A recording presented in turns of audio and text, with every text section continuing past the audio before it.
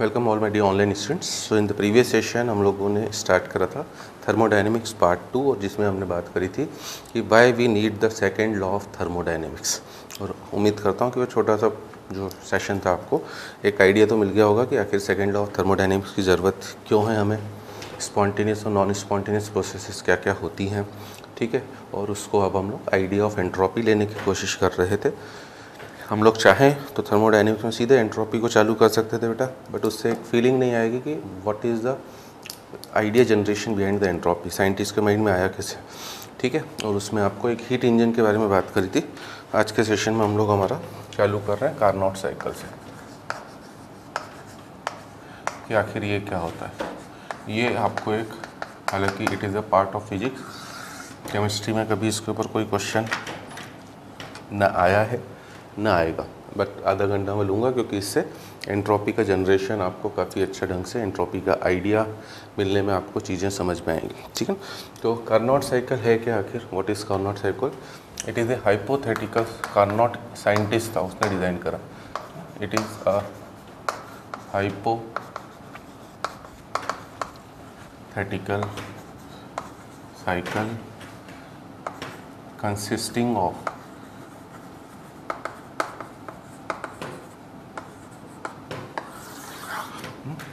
Consisting of four reversible processes. अब physics का बोल ही रहा हूँ ये साइकिल बेटा, और फिजिक्स में क्वेश्चंस आते भी हैं इसके ऊपर। फिजिक्स में मैं आपको ऑलरेडी पार्ट 1 में काफ़ी स्ट्रेसफुली समझा चुका हूँ कि फिजिक्स वाले इरिवर्सिबल प्रोसेसेस नाम ले लेते होंगे, अलग बात है, बट वो डेप्थ में डील ही नहीं करते हैं क्योंकि फिजिक्स वाले सभी प्रोसेसेस को रिवर्सिबल ही एज्यूम करके चलते हैं। तो it is a hypothetical cycle consisting of 4 reversible process है, चारों रिवर्सिबल है, out of which 2 are isothermal, 2 isothermal है and 2 are adiabatic. 2 isothermal, 2 adiabatic, ठीक है। इन 4 प्रोसेसेस में से 2 में एक्सपेंशन होता है और 2 में कॉम्प्रेक्शन, ठीक है। तो ये भी पॉइंट हमें ध्यान रखना। इन 2 प्रोसेसेस एक्सपेंशन while in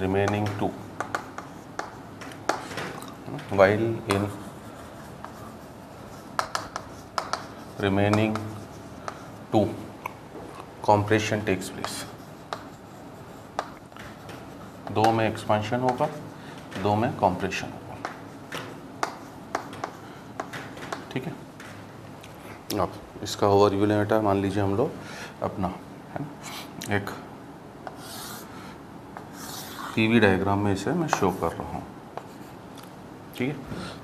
सबसे पहली स्टेप होती है आपका isothermal reversible expansion.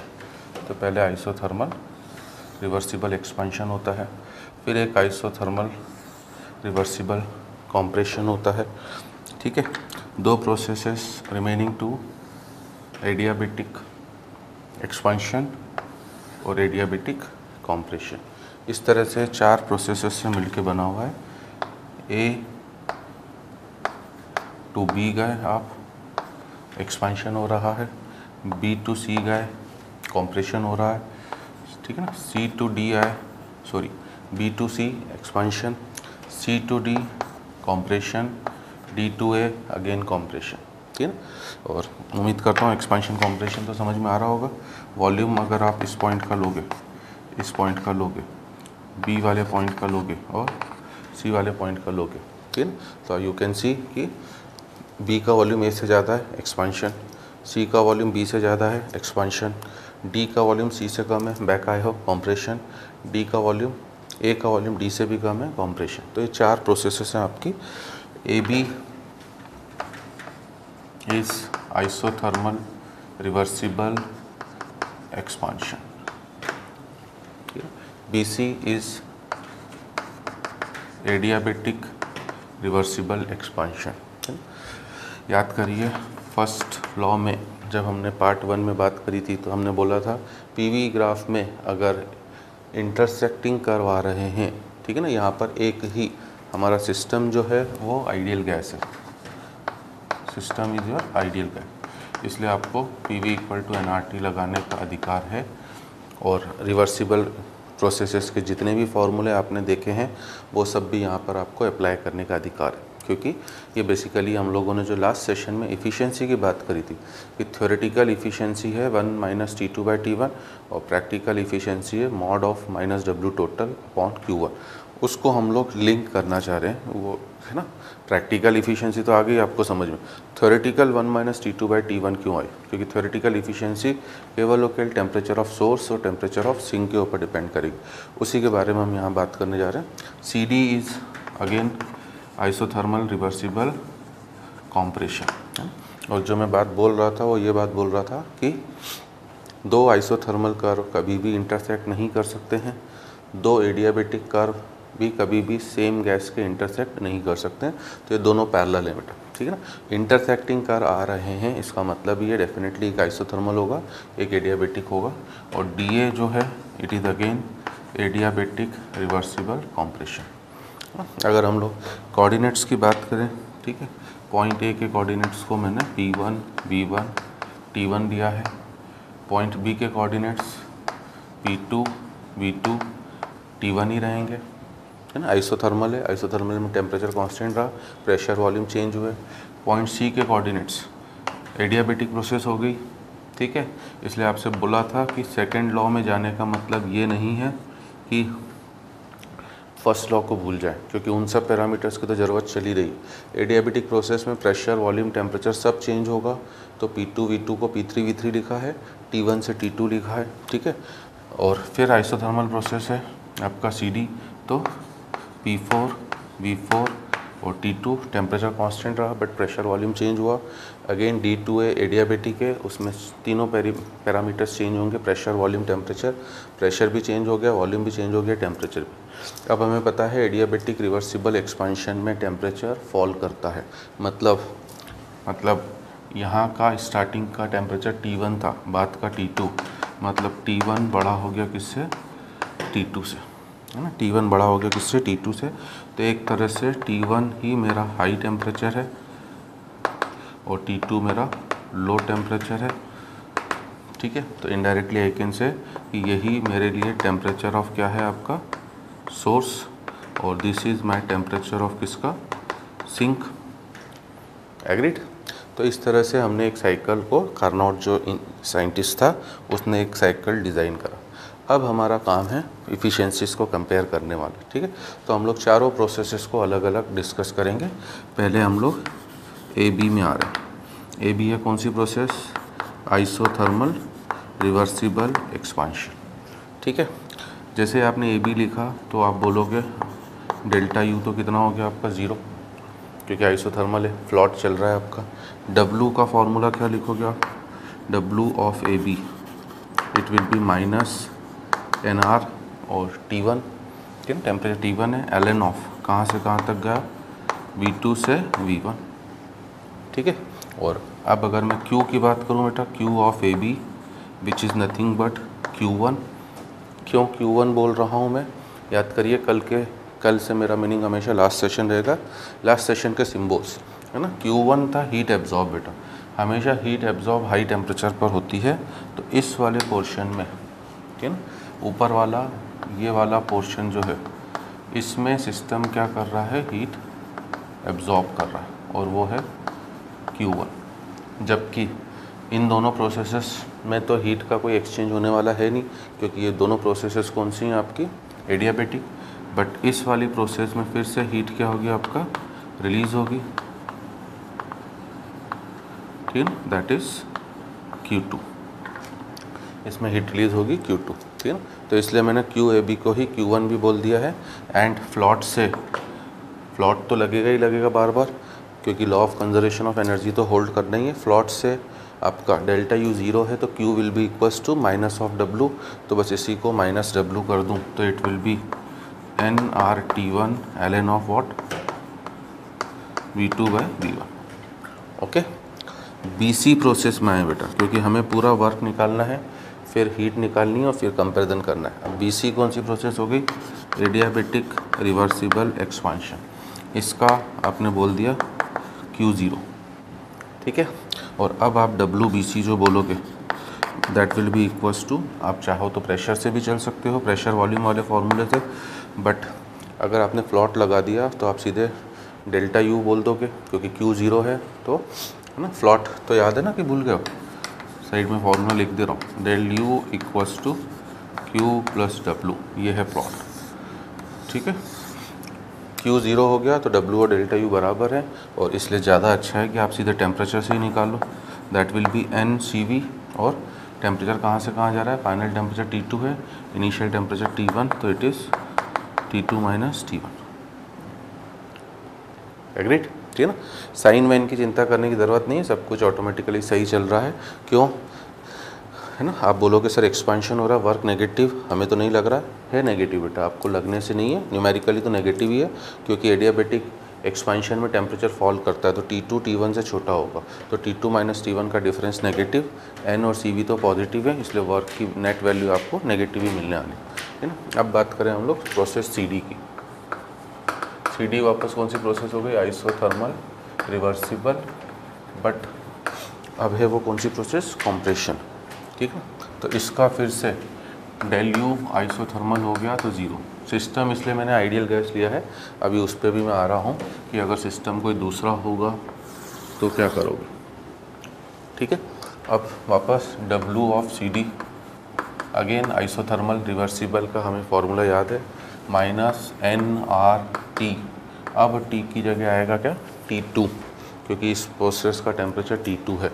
ln of final volume minus initial, final volume है V4, है ना, एक एक चीज़ को ध्यान देते हुए करना है। V4 इनिशियल वॉल्यूम है V3, तो NRT2 ln of V4 by V3, okay. और Q की बात करें बेटा, Q ऑफ CD, तो Q ऑफ CD ही आपका Q2 हो गया, क्योंकि ये कंप्रेशन वाला वर्क है बेटा। कंप्रेशन वाला वर्क होने का मतलब है ये जो W है वो पॉजिटिव होगा, ठीक है ना, और W पॉजिटिव होने का मतलब Q नेगेटिव, तो इसलिए Q2 बेसिकली हीट रिलीज़ है, ये मैंने आपको यहीं पर बता दिया है पहले से, ठीक है। तो QCD इज़ Q2, और Q2 की वैल्यू इसी का प्लस साइन कर दें फ्लॉट से, तो it is NRT2 ln of V4 by V3, ठीक है। यहाँ से आपको Q1 पता पड़ चुका है, ठीक है, ये Q2 पता पड़ चुका है, और फिर आपको अब W टोटल चाहिए, तो उसके लिए लास्ट प्रोसेस पर और आ जाइए, DA कौन सी प्रोसेस है? Adiabatic reversible compression. जैसे आपने एडियाबेटिक रिवर्सिबल कॉम्प्रेशन बोला तो आपका Q जो है वो फिर से किसके बराबर हो गया? 0, ठीक है। और इस वजह से आप फिर से बोलोगे delta U he W of DA के बराबर हो गया, और डेल्टा U का फॉर्मूला अगर सिस्टम आइडियल गैस है तो NCV डेल्टा T। अब NCV डेल्टा T क्या होगा? आप D से A की तरफ जा रहे हो, मतलब फाइनल टेम्परेचर है T1, इनिशियल टेम्परेचर है T2, तो NCV T1 minus T2, okay. ये हो गया चारों प्रोसेस का ट्रीटमेंट। अब हमें चाहिए W टोटल। W टोटल का मतलब क्या है बेटा? Q1 Q2 तो पता पड़ गया, इफ़िशियंसी पे जाना है ना, तो W total is WAB plus WBC plus WCD plus WDA, चारों का सम, ठीक है। नीचे कर रहा हूँ एक बार बड़ा एक्सप्रेशन लिखने में, WAB है minus NRT1 ln of V2 by V1, WBC is NCV T2 minus T1, WCD is minus NRT2 ln of V4 by V3, ठीक है ना, और प्लस WDA इज NCV आपका इंटू T1 माइनस T2, चलो सब कुछ आपके सामने लिखा हुआ है। उम्मीद कर रहा हूँ बड़ी आसानी से डाइजेस्ट भी हो रहा होगा, डाइजेस्ट होने का मतलब समझ में आना, ठीक है। चलिए तो अब देखिए ये वाले तो work done exactly equal and opposite होके कैंसिल हो चुके हैं आपके, ठीक है ना। एक है N C V T2 minus T N, एक है T2 माइनस टी एन।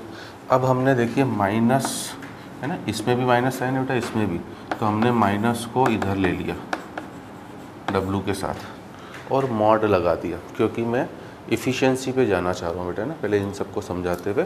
और इफ़िशियंसी के लिए हमने minus of mod W total क्यों लिखा था वो आपको समझ में आ गया होगा, क्योंकि माइनस साइन के work done by the system को रिप्रेजेंट कर रहा है, तो हमने माइनस को पहले ही ले लिया है। हमें तो इफ़िशियंसी का मतलब क्या है बेटा, कि आपने अपने सिस्टम को कितनी हीट दी और उसने उसका कितना पोर्शन यूटिलाइज करा इन यूज़फुल वर्क में, ठीक है। इस वजह से इफ़िशियंसी कभी नेगेटिव तो हो नहीं सकती है बेटा। मिनिमम वैल्यू इफ़िशियंसी की 0 हो सकती, नेगेटिव कभी पॉसिबल नहीं है, और मैक्सिमम वैल्यू हो सकती है 1, ठीक है। उन सब चीज़ों को भी अभी हम लोग क्रॉस वेरीफाई कर रहे हैं। तो इसका सिग्निफिकेंस बता रहा हूँ कि आखिर हम लोग क्यों माइनस W टोटल ले ले रहे हैं और मॉड क्यों लगा दे रहे हैं, ताकि झंझट ख़त्म हो। तो ये हो गया आपके पास किसके बराबर, इट इज़ NR ब्रैकेट में T1 ln of V2 by V1, इसका माइनस दोनों जा चुके हैं, NR दोनों में कॉमन है, तो T1 ln V2 by V1 plus T2 ln V4 by V3, okay. ये रहा माइनस W टोटल, ये रहा आपका Q1। अब आते हैं बेटा इफ़िशियंसी का। तो हमने बोला था कि प्रैक्टिकल इफ़िशियंसी जो है वो किसके बराबर होगी, minus of W total upon Q1। इनको पुट करें बेटा, ठीक है। इनको पुट करा तो NR T1 ln of V2 by V1 plus T2 ln of V4 by V3 और नीचे Q1 की वैल्यू। तो Q1 की वैल्यू है आपका NR T1 ln of V2 by V1। ये NR और NR क्या हो गया आपका, कैंसिल। तो आपके लिए जो प्रैक्टिकल इफ़िशियंसी हो गई वो T1 ln of V2 by V1 plus T2 ln of V4 by V3 upon T1 ln of V2 by V1, ठीक है ना। मैंने आपसे बोला था रिवर्सिबल प्रोसेसेस की इफ़िशियंसी मैक्सिमम होती है बेटा, तो रिवर्स उनके लिए जो इफ़िशियंसी आनी चाहिए वही थ्योरेटिकल इफ़िशियंसी जो होती है ना। अब थ्योरेटिकल इफ़िशियंसी क्या लिखी थी हम लोगों ने, T1 minus T2 by T1, और reversible processes are maximum efficient. तो कार्नोट ने जो ऑब्जर्व करा कि अगर सब प्रोसेसेस हमने रिवर्सिबल ले ली हैं तो प्रैक्टिकल इफ़िशियंसी और थ्योरेटिकल इफ़िशियंसी बराबर आना चाहिए। एक्चुअली प्रैक्टिकल इफ़िशियंसी थी ये आपकी, है ना, this is your practical efficiency, जिसे आप देखो टेम्परेचर के टर्म्स में ले आए हो। और ये है कौन सी इफ़िशियंसी आपकी, थ्योरेटिकल, जो हमें प्रूव करना है कि ये होना चाहिए, ठीक है ना। मतलब मैं प्रूव करना चाह रहा हूँ बेटा कि अगर सभी प्रोसेसेस, इनडायरेक्टली मैं क्या प्रूव करना चाह रहा हूँ, मैं ये प्रूव करना चाह रहा हूँ कि अभी सभी प्रोसेसेस रिवर्सिबल हो जाएं तो प्रैक्टिकल इफ़िशियंसी और थ्योरेटिकल इफ़िशियंसी बराबर हो जाएंगी, क्योंकि रिवर्सिबल प्रोसेसेस की इफ़िशियंसी मैक्सिमम होती है। बट हमें पता है कि रियल लाइफ की कोई भी प्रोसेस रिवर्सिबल नहीं होती है, ठीक है ना।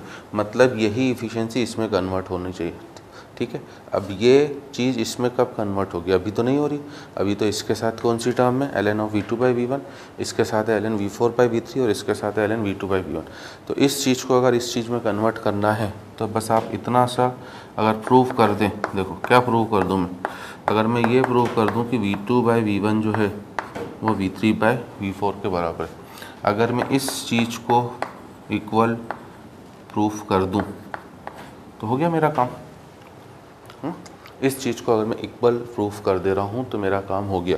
क्यों, इक्वल प्रूफ करते ही V2 बाई V1 की जगह यहाँ पर आप V4 बाई V3 जो है ना, ये V3 बाई V4 है बेटा, तो यहाँ पर V4 बाई V3 की जगह क्या पुट करोगे आप, V1 बाई V2, उसे आप क्या लिख सकते हो, V1 बाई V2 को minus of ln V2 by V1, तो यहाँ पर प्लस की जगह आ जाएगा माइनस साइन, ये हो जाएगा अंदर भी ln V2 बाई V1, ये भी ln V2 बाई V1, ये भी ln V2 बाई V1, ये भी ln V2 बाई V1, तीनों आपस में क्या हो जाएंगे, कैंसिल। ये आ गया फॉर्मूला।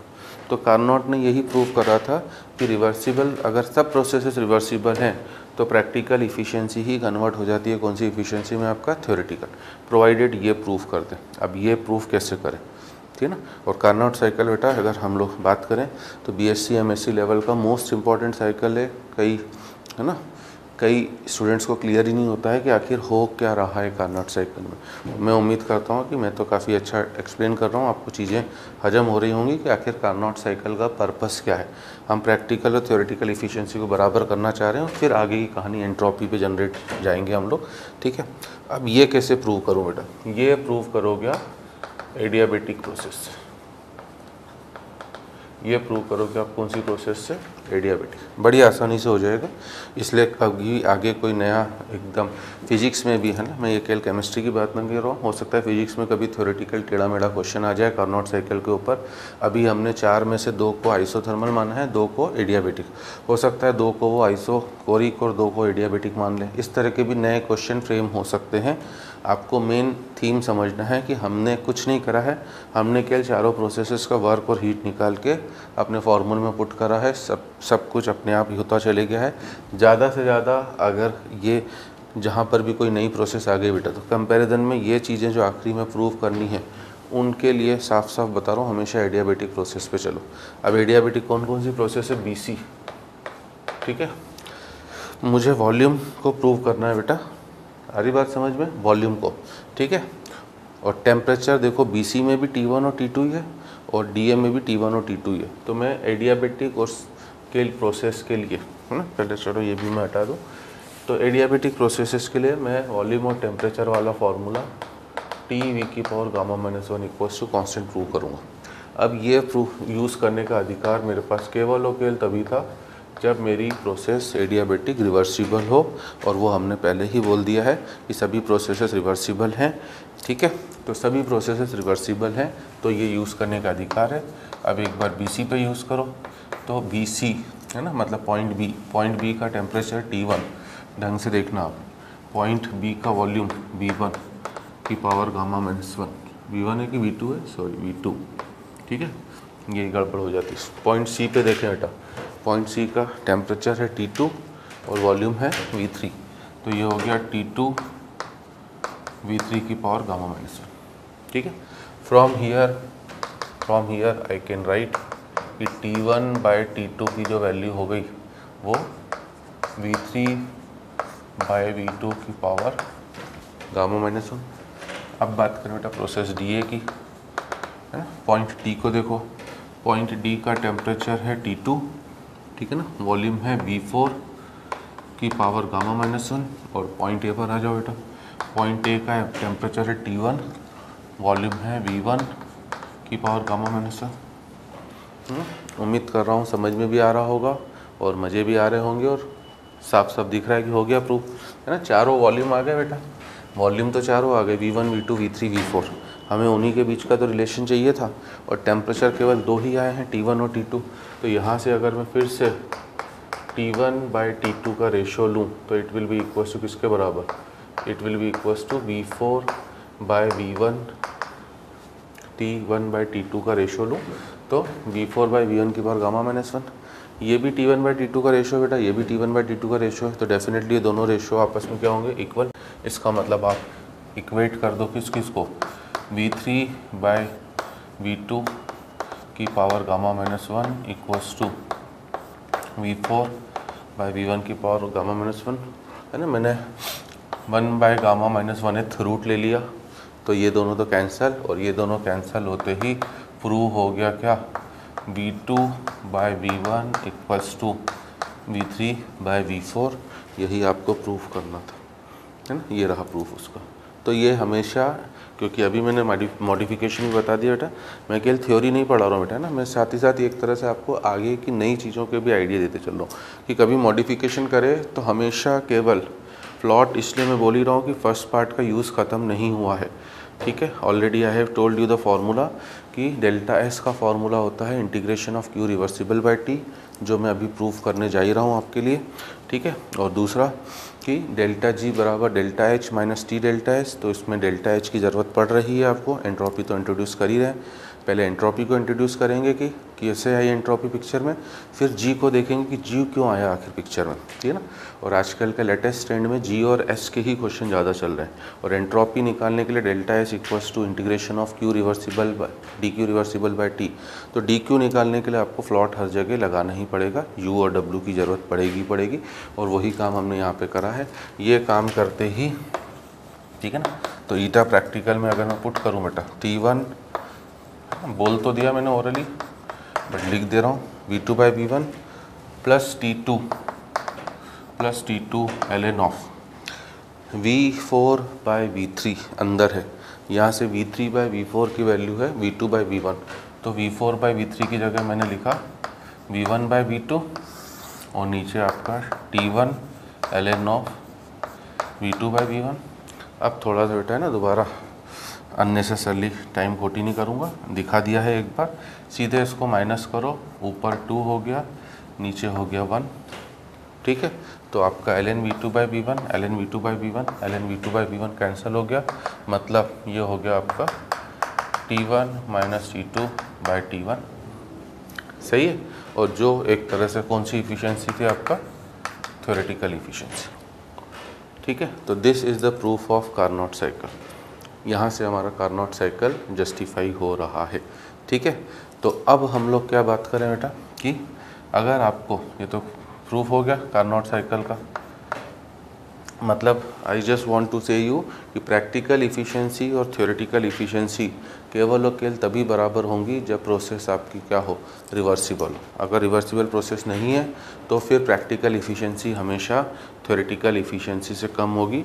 ये तो एक जनरल रूल है बेटा, बच्चे बच्चे को पता होगा। बच्चे से मेरा मीनिंग है एटलीस्ट जो भी साइंस पढ़ रहा है, ठीक है ना, 11-12 में मोल कॉन्सेप्ट से ही बात करें बेटा। हम लोग हमेशा रिएक्शंस की यील्ड को 100% मानते हैं, बट एक्चुअली हमें पता है कि किसी भी रिएक्शन की यील्ड 100% होती ही नहीं है बेटा। ना तो कोई सैंपल 100% प्योर होता है, उसमें कुछ ना कुछ इम्प्योरिटी भी होती है, वो भले थोड़ी सी हो, और यील्ड भी जो आप एक्सपेक्ट करते हो हमेशा उतनी नहीं मिलती है। तो यहाँ पर भी वही कहानी है ना। अब यहाँ से अगर आप देखो तो इफ़िशियंसी 1 कब हो सकती है, बताइए, सोच के बताइए। अगर आपको इफ़िशियंसी को 1 करना है, ठीक है ना, तो जो इम्पोर्टेंट नोट जो मेरी देने की आदत है, वो नोट आपको मैं अगर दूँ, ठीक है ना, क्या नोट दूँ? पहला, efficiency can be equal to 1, efficiency can be equal to 1, है ना, शब्दों में लिख दिया है basically, eta equal to 1 can be equal to 1 only if. अब बताइए कब हो सकती है आपकी इफ़िशियंसी 1 के बराबर, ठीक है ना। अगर मैं इसे लिख दूँ बेटा 1 माइनस T2 बाई T1, ठीक है। मैंने आपसे तभी बोल दिया था कि यहाँ पे जो टेम्परेचर रखे जाएंगे वो केल्विन स्केल के रखे जाएंगे ना। तो efficiency can be equal to 1 only if first possibility हो जाए T2 equals to 0 kelvin.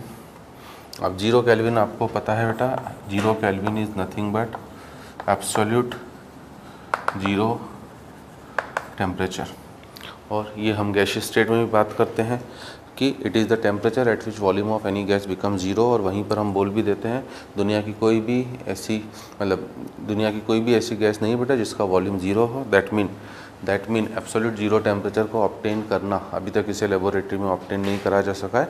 -273 degree Celsius, है ना, माइनस में 73, -100, -150, ये सब वैल्यूज़ तब भी आपको क्वेश्चंस में कहीं कहीं दिख जाएंगी, बट -273 को अभी तक ऑब्टेन नहीं करा जा सकता है, ठीक है ना। तो इफ़िशियंसी को अगर आपको 1 करना है तो पहली पॉसिबिलिटी या तो T2 को 0 केल्विन करो, दूसरी पॉसिबिलिटी या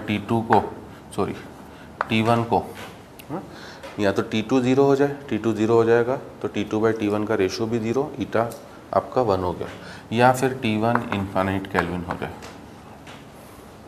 ठीक है। तो इफ़िशियंसी 1 केवल 2 ही केसेस में हो सकती है बेटा, जो हाई टेम्परेचर वाला सोर्स हो उसका टेम्परेचर इनफाइनाइट। अब इनफाइनाइट तो कोई है ही नहीं बेटा। मान लीजिए आपने 5000 केल्विन रखा तो सामने वाला 6000, कोई दूसरा नया आएगा वो 6000 केल्विन ले आएगा, कोई 7000 केल्विन ले आएगा, कोई 8000, बढ़ाते जाना है। या फिर T2 0 केल्विन हो बेटा, तो एब्सोल्यूट जीरो टेम्परेचर को तो ऑब्टेन करना पॉसिबल ही नहीं है। मतलब इफ़िशियंसी को 1 इन दो पॉसिबिलिटीज़ में करा जा सकता है, and both of the above situation, both of the above situation are not possible। दोनों में से कोई भी सिचुएशन कभी भी पॉसिबल नहीं है। Hence efficiency of any cycle is always less than 1। efficiency of any cycle is always less than 1, हमेशा 1 से छोटी ही मिलेगी, ठीक है। और इफ़िशियंसी 1 से छोटी मिलने का मीनिंग क्या है बेटा, आपको फर्स्ट क्वेश्चन का जवाब मिल गया है ना। फ्लॉट आपको 3 क्वेश्चंस का जवाब नहीं दे पाया था, उसमें से पहले क्वेश्चन का आपको जवाब मिल गया। कौन सा पहला क्वेश्चन, कि क्या हम हीट को कम्प्लीटली वर्क में कन्वर्ट कर सकते हैं किसी भी साइक्लिक प्रोसेस के लिए, तो जवाब है नहीं, है ना। आप पूरी हीट को कभी भी वर्क में कंप्लीट, क्योंकि पूरी हीट को वर्क में कंप्लीट करने का मतलब क्या बेटा, आपने सिस्टम को एक्स अमाउंट ऑफ हीट दिया, अगर उसने पूरा वर्क में कन्वर्ट कर लिया, मतलब इफ़िशियंसी कितनी होगी 1, है ना, क्योंकि ये रहा इफ़िशियंसी का फार्मूला। और हमने अभी प्रूव कर दिया बेटा, इफ़िशियंसी तो कभी भी 1 हो ही नहीं सकती है।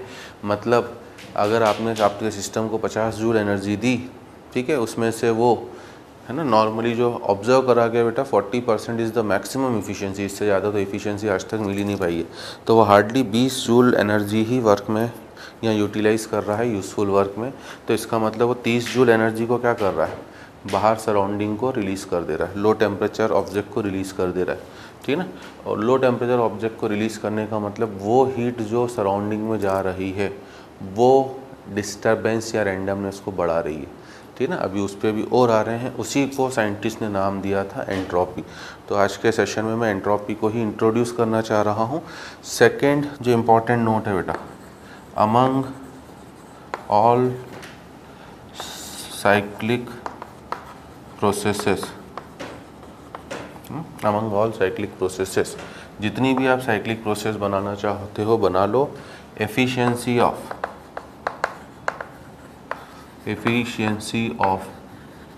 रिवर्सिबल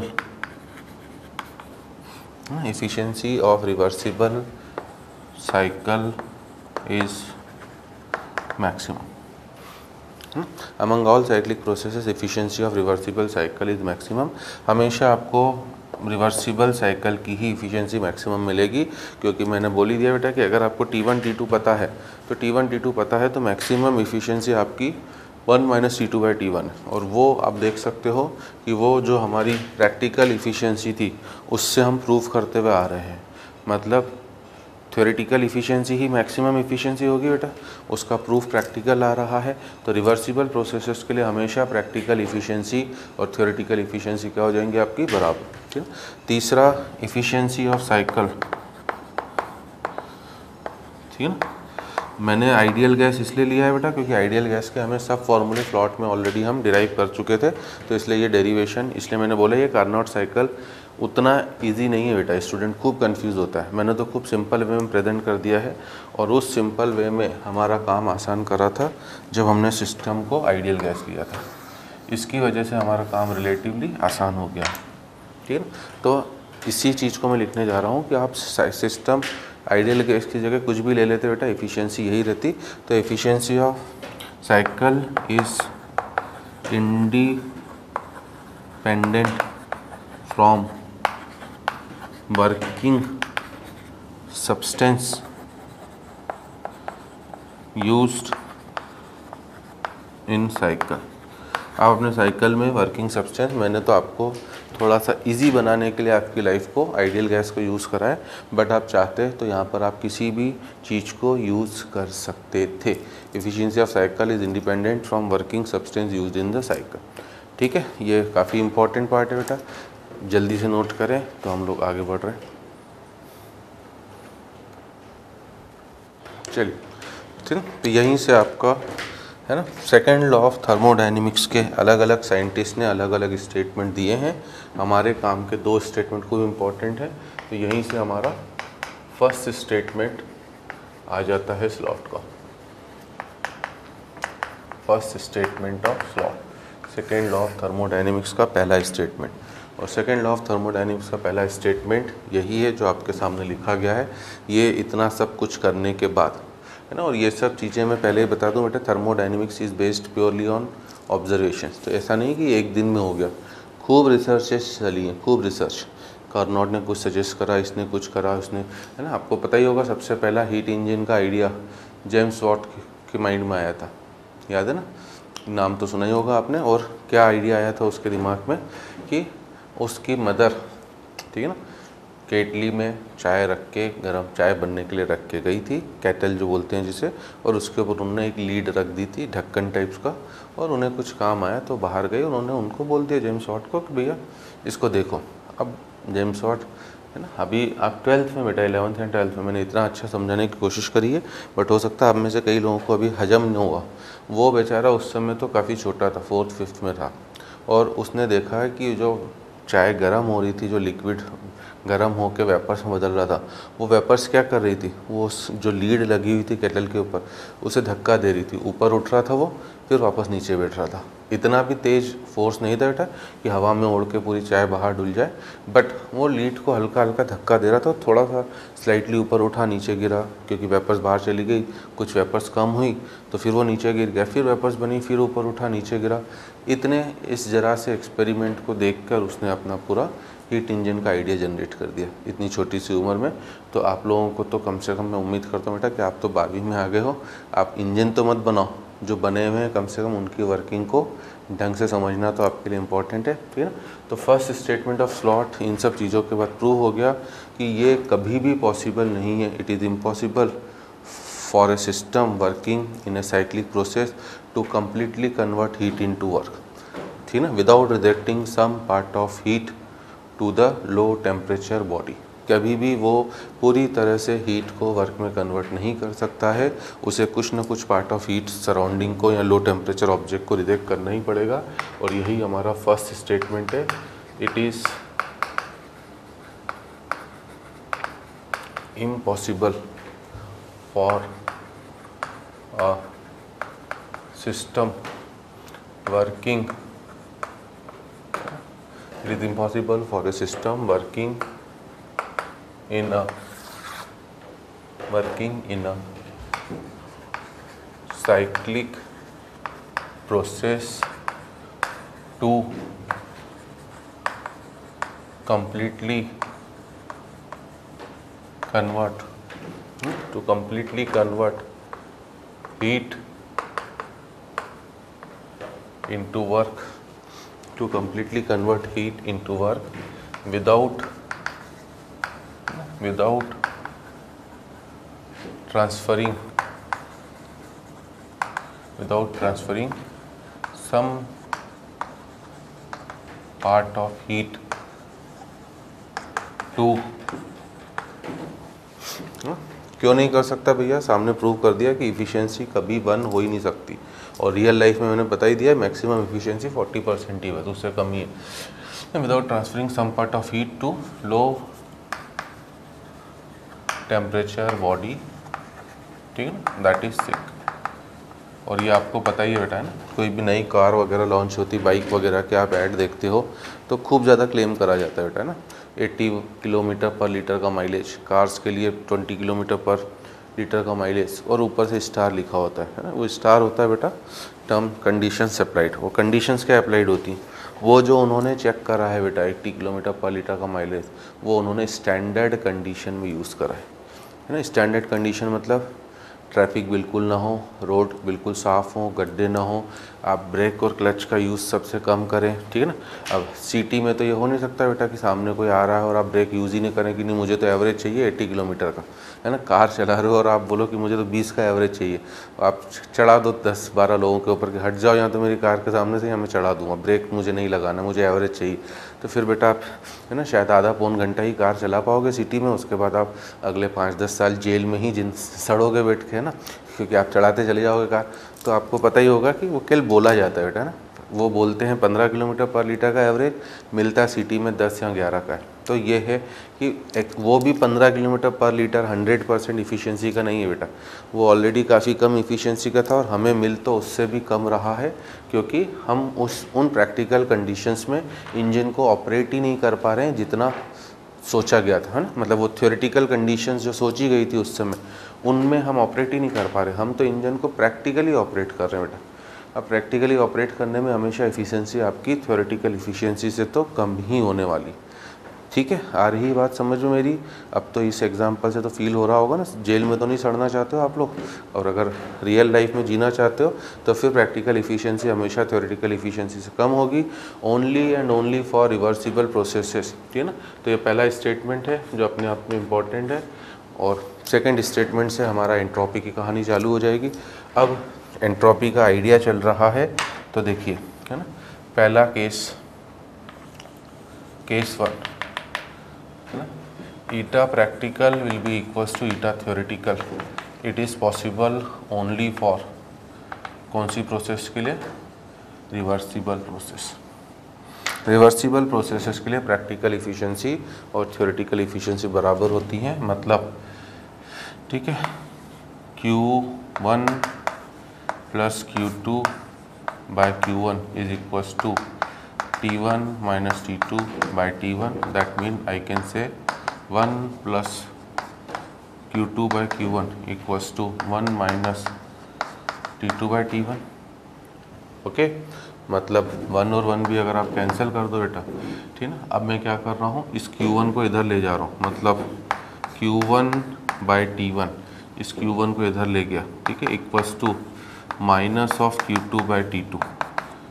ओके, मतलब Q1 bye T1 plus Q2 by T2 का सम क्या हो गया आपका? 0। एग्रीड।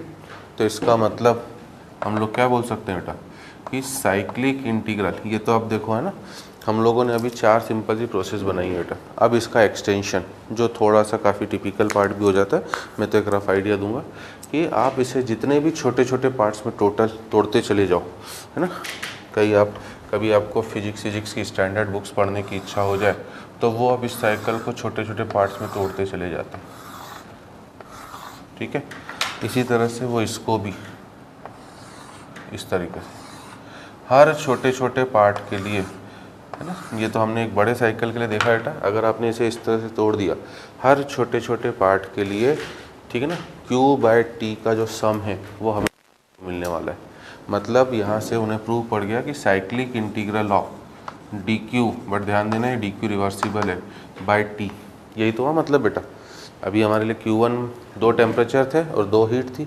अगर मैंने इसको ऐसे इनफाइनाइट छोटे छोटे पार्ट्स में तोड़ दिया तो हीट भी बढ़ती जाएंगी, उतनी टेम्परेचर भी बढ़ते चले जाएंगे। तो हर बार इनका जो सम होगा वो 0 ही होगा। और हमें पता है बेटा कि इसको हम लोग जनरलाइज करके लिखना चाहें तो वी कैन से ये साइक्लिक प्रोसेस ही है कि cyclic integral of DQ reversible by T। क्योंकि आपको मैथमेटिक्स से इतना आइडिया ज़रूर हो गया होगा कि integration is nothing but summation. Cyclic integral of DQ reversible by T 0 हो गया, ठीक है। अब देखिए, यहाँ से एंट्रोपी को इन्होंने नाम दे दिया, है ना। अब एंट्रोपी ही क्यों दिया ये मैं आपको पहले बोल चुका हूँ बेटा ना, कि मेरे पेरेंट्स ने बेटा, मेरी तो ज़बान भी नहीं थी जब मैं पैदा हुआ था। मतलब आवाज़, जुबान तो थी मुंह में, आवाज़ नहीं थी कि नहीं यार मेरे को जितेंद्र नाम नहीं रखना है ना, मेरे को तो मनीष रखना है, या मेरे को तो फलाना रखना है, मेरे को ढिमका। उनको जो अच्छा लगा, ठीक है ना। मेरी मम्मी को पसंद था जितेंद्र हीरो, उस समय का चॉकलेटी हीरो, ठीक है ना। रीज़न भी बता रहा हूँ क्यों नाम रखा गया है मेरा जितेंद्र। मम्मी को खूब पसंद था जितेंद्र हीरो, और इनफैक्ट आज के टाइम में भी वो अपनी, ठीक है ना, मूवीज़ में भले कम आता है बेटा, बट स्टाइलिश तो लगता है, मेंटेन करा हुआ है in spite of crossing the age of around 65-70 cross हो चुका है वो, बट स्टिल वो मेंटेन करा हुआ है, ठीक है। तो उस समय तो ताथैया वो खूब चलता था आपका। मेरी मदर को खूब पसंद था, उन्होंने मेरा नाम जितेंद्र रख दिया भैया, ठीक है।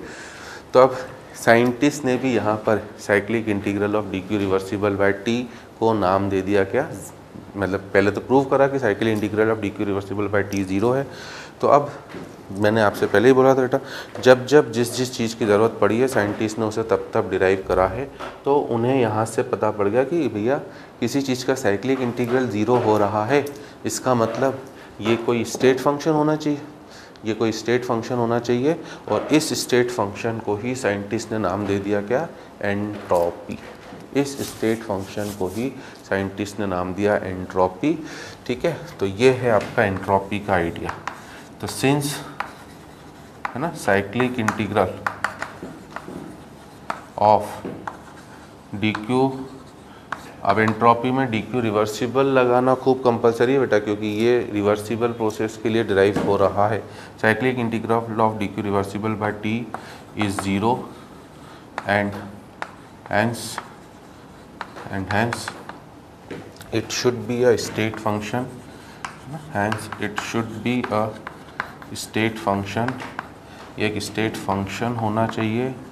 And scientist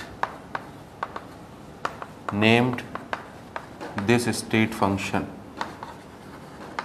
scientist name this state function S entropy. This is the idea of entropy, है ना। क्यों इसे यूजलेस या वेस्ट एनर्जी बोला जाता है, या डिसऑर्डरनेस या रैंडमनेस भैया, तो इनडायरेक्टली जो हीट सराउंडिंग को या लो टेम्परेचर चीज़ को रिजेक्ट हो जा रही है बेटा, वो केवल आपका रैंडमनेस या डिस्टर्बेंस ही तो बढ़ाएगी, है ना। वो और कुछ कर नहीं सकती वो, क्योंकि यूज़फुल वर्क में तो गई नहीं, ठीक है ना, वो यूज़फुल वर्क में तो गई नहीं। आपके है ना लाइव एग्जांपल होता है बेटा, इस रूम में भी एसी चल रहे हैं, रूम का टेम्परेचर काफ़ी अच्छा कूल माहौल है पढ़ाने का, है ना, मुझे भी मज़े आ रहे हैं, बिल्कुल ठंडा ठंडा कूल। थोड़ा मैं लगा के भी आया हूँ, कौन सा पाउडर शाहरुख खान बेचने आता है वो भी, तो उसमें भी ठंडा ठंडा कूल लग रहा है। बट अगर मान लीजिए मैं यहाँ पर आके, ठीक है ना, एक स्टोव एक गैस ले आऊँ और उसमें मैं पानी गर्म करना या कुछ बनाना चालू करूँ, तो जो हीट मैं उसको दूंगा बेटा, वो पूरी हीट यूटिलाइज वर्क में नहीं होने वाली, सराउंडिंग का भी वो कुछ टेम्परेचर बढ़ा रहा है। आ रही बात समझ में आप, कभी भी आप देखिए, अदरवाइज़ तो है ना हमारे किचन वगैरह में जो लेडीज़ काम करती हैं, हाउसवाइफ वगैरह जो भी काम कर रहा है बेटा, किचन कभी उतना ज़्यादा एक्सपेक्टेड से बाकी पोर्शन से गर्म होगा ही नहीं। अगर आपने गैस वेस जलाया है, आपके पास 3 बर्नर वाला गैस है, आपने उसे जलाया है, तो पूरा काम केवल खाना बनाने का ही होगा। फिर तो आपका अगर हीट सराउंडिंग में डिसिपेट ही नहीं हो रही होगी, तो किचन का टेम्परेचर और आपके रूम का टेम्परेचर प्रैक्टिकली सेम ही होना चाहिए। आप एक फ़ैन चला दो दोनों में, बट किचन का टेम्परेचर कंपैरेटिवली ज़्यादा होता है, क्योंकि वहाँ पर जो आप गैस या स्टोव जला रहे हैं वो पूरा हीट वर्क में कन्वर्ट नहीं हो रहा है, कुछ पार्ट लो टेम्परेचर ऑब्जेक्ट को रिजेक्ट भी हो रहा है, उसी से रैंडमनेस डिस्टर्बेंस, ये सब वही है बेटा, एंट्रोपी इज रैंडमनेस या डिस्टर्बेंस। कि आप किचन में घुसते हो तो आपको कंफर्टेबल फील नहीं होता है, ये रैंडमनेस है, डिस्टर्बेंस है, डिसऑर्डरनेस है, बस इसी को नाम दिया उन्होंने entropy.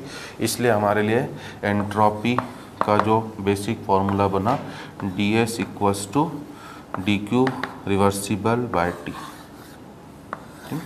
ds equals to D Q reversible by T, ठीक है। बट केस 2, तो अब बाकी डेप्थ में तो हम एंट्रोपी की बात नेक्स्ट सेशन में करेंगे, बस आज एक आइडिया ले लें कि एंट्रोपी ये इंट्रोड्यूस हो गई बेटा। केस 2 है ना, eta practical is less than eta theoretical, अगर ये हो जाए तो ऐसी प्रोसेस हमेशा कौन सी प्रोसेस होगी, it will always be a irreversible process, है ना, it will always be a irreversible process. तो अगर इररिवर्सिबल प्रोसेस हो रही है बेटा, अब मैं डायरेक्टली लिख रहा हूँ, तो 1 + Q2/T1 should be less than 1 - T2/T1, ठीक है। और इसका मतलब आप इसे सिंप्लीफाई करोगे तो Q1/T1 + Q2/T2 का सम जो होगा वो लेस देन 0 हो जाएगा। सही बोल रहा हूँ, ये 1 तो कैंसिल करो बेटा, डायरेक्ट लिखूंगा Q1 इधर गया तो Q1/T1 माइनस का हो गया, Q2/T2 प्लस का है, इस माइनस को भी मैं उधर ले गया तो Q1/T1 प्लस का हो गया, तो Q1/T1 + Q2/T2 का सम क्या हो गया, 0, ठीक है। इसका मतलब साइक्लिक इंटीग्रल ऑफ dQ/T जो है, अगर वो लेस देन 0 आ रहा है तो इस तरह की प्रोसेस, किस तरह की प्रोसेस होगी, इररिवर्सिबल प्रोसेस, है ना, IP, इररिवर्सिबल प्रोसेस। और तीसरी पॉसिबिलिटी ये हो सकती है केस 3 आपका, है ना, eta practical is greater than eta theoretical, ठीक है ना। अब हमें पता है बेटा प्रैक्टिकल इफिशिएंसी कभी थ्योरेटिकल से ज़्यादा तो हो ही नहीं सकती है, कि कार वाले क्लेम कर रहे हैं कि 25 का एवरेज देंगे और आप बोलो नहीं मेरा तो 30 का आ रहा है, 35 का आ रहा है, ठीक है ना, तो पॉसिबल ही नहीं बेटा, है ना, फिर तो कंपनी बेचारे बंद करके भाग जाएंगे वो लोग। तो इस तरह की प्रोसेस हमेशा क्या होगी आपका, इम्पॉसिबल। इस तरह की प्रोसेस जो है इम्पॉसिबल, मतलब 1 प्लस Q2/T1 अगर greater than 1 minus T2/T1, that mean indirectly बोले बेटा, इसमें भी डायरेक्ट कर रहा हूँ मैं 1 कैंसिल, सॉरी मैं T1 लिख दिया, तो Q1/T1 माइनस का और Q2/T2 प्लस का, इसको उधर ले गए, तो इफ़ Q1/T1 प्लस Q2/T2 का सम ग्रेटर देन 0 आ रहा है, तो इस तरह की प्रोसेस क्या हो जाएगी आपकी, इम्पॉसिबल। तो कभी कार्नोट साइकिल में पूछे बेटा, है ना, इन जनरल आप ध्यान रखना, फॉर अ कार्नोट साइकिल, इसके ऊपर क्वेश्चंस वगैरह मैं बताऊंगा नेक्स्ट सेशन में भी, और अभी डेप्थ में जाएंगे हम लोग, but for a Carnot cycle अगर वो आपसे कह रहा है कि Q1/T1 पूछे कि प्रोसेस रिवर्सिबल है कि नहीं। अब कार्नोट साइकिल के क्वेश्चन कैसे आएंगे, हम लोगों ने एक अच्छी चीज़ चालू करी बेटा कि एक सेशन में हम पहले थ्योरेटिकल आइडिया ले लेते हैं, नेक्स्ट सेशन में न्यूमेरिकल्स करते हैं, ताकि एटलीस्ट 2-4 मिनट रिवाइज करने का चांस भी मिले।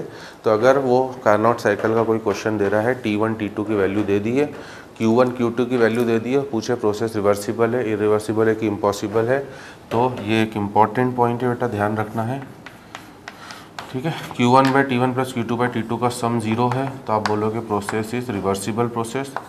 अगर Q1/T1 प्लस Q2/T2 का सम लेस देन 0 है, तो आप बोलोगे प्रोसेस इरिवर्सिबल। बट अगर Q1/T1 प्लस Q2/T2 का सम ग्रेटर देन 0 है, तो आप बोलोगे इस तरह की प्रोसेस रियल लाइफ में तो कभी भी पॉसिबल नहीं, इम्पॉसिबल है। तो इसके ऊपर भी आपको क्वेश्चंस मिलने वाले हैं, कौन सी प्रोसेस पॉसिबल है, कौन सी प्रोसेस इम्पॉसिबल है, कौन सी रिवर्सिबल, और आप प्रूव भी कर सकते हो बेटा। हमने प्रूव तो कर ही दिया है कि हमेशा मैक्सिमम इफिशिएंसी साइक्लिक प्रोसेसेस की ही होगी, ठीक है ना। इरिवर्सिबल के लिए क्यों 0 होगा मैं बता सकता हूँ, ठीक है ना। क्यों, बेसिकली Q1 क्या था बेटा, Q1 W ही तो था, Q2 भी W था, यस और नो। अगर आपने साइकिल को इरिवर्सिबल वे में करवा दिया, अभी ये W एक्सपांशन वाला था जो मैक्सिमम होता है, और ये W कॉम्प्रेशन वाला है जो मिनिमम होता है। थोड़ा सा लिंक करो जो डेरिवेशन आपके सामने है, जस्ट मैं आइडिया देने के लिए अब चेंज कर रहा हूँ। तो अगर रिवर्सिबल प्रोसेस है बेटा, तो एग्जैक्टली जो Q1 की वैल्यू होगी वही वैल्यू होगी किसकी, Q2 की, यस और नो। क्योंकि T1 वाला फैक्टर, Q1 क्या था, nRT1 ln of V2/V1, और Q2 क्या था, ये nRT1 था, वो nRT2 था। T1 इसका और उसका T2 कैंसिल होने के बाद दोनों की न्यूमेरिकल वैल्यू सेम हो गई, और उनका सम कितना हो गया, 0। बट अगर प्रोसेस इरिवर्सिबल हो गई बेटा, तो इरिवर्सिबल प्रोसेस होते ही T1 T2 तो फिक्स है, बट Q1 की वैल्यू पहले से कम हो गई, यस और नो। क्योंकि इरिवर्सिबल का वर्क डन न्यूमेरिकल वैल्यू तो कम ही आएगी बेटा, और Q2 की वैल्यू क्या हो गई, पहले से बढ़ गई। Q2 की वैल्यू क्या होगी, पहले से बढ़ गई, क्योंकि ये कॉम्प्रेशन है, तो डेफिनेटली दोनों का सम अब आपका क्या हो जाएगा, नेगेटिव हो जाएगा। तो इससे भी हम प्रूव कर सकते हैं, ठीक है। तो आज का सेशन मैं आपको केवल आइडिया ऑफ एंट्रोपी देने के लिए कार्नोट साइकिल का करा था। कुछ क्वेश्चंस मैं नेक्स्ट सेशन में कराऊंगा। उम्मीद करता हूं कि एंट्रोपी इंट्रोड्यूस कैसे हुई वो कम से कम आपको पता पड़ गया होगा, और एंट्रोपी का basic formula DS = dq reversible by T क्यों है वो आपको ध्यान रखना ज़रूरी है। तो we'll meet in the next session, till then good bye.